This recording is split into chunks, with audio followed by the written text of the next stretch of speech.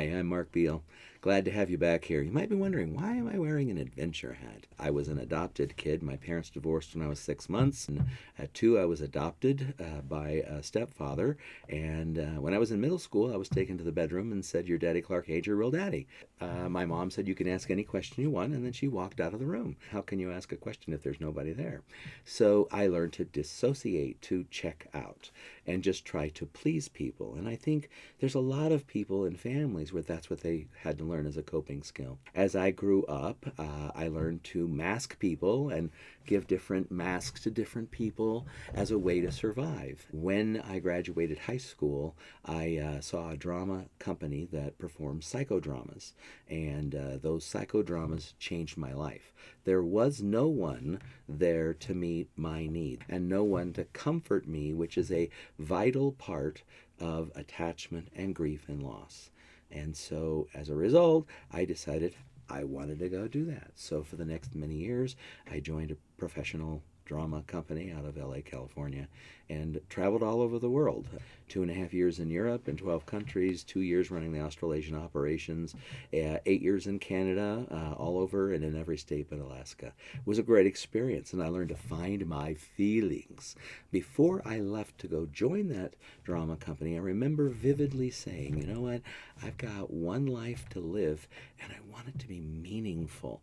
I'm sick and tired of being dissociated, checked out, spaced out, not connected to anything or anybody. There was no one there to help me, and therefore I wanted to be there to help others. Eventually it led me to become a therapist. I'm a licensed clinical social worker, and I've learned through the years that people come into therapy when they breach the law of 80%. When you get to be 80%, more than 80% of pain, then you'll seek help in some way, fashion, or form. And for many people, the moment you get to 79%, you're out of therapy. And that's okay.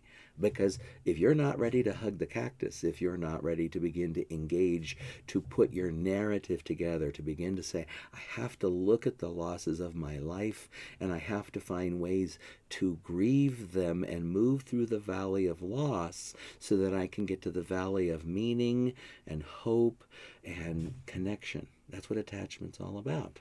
And so my journey, when I left my home, I vividly recall making what's called a cognitive oath to myself, saying, you know what, I can't change any of my past, but I want to live life to its fullest.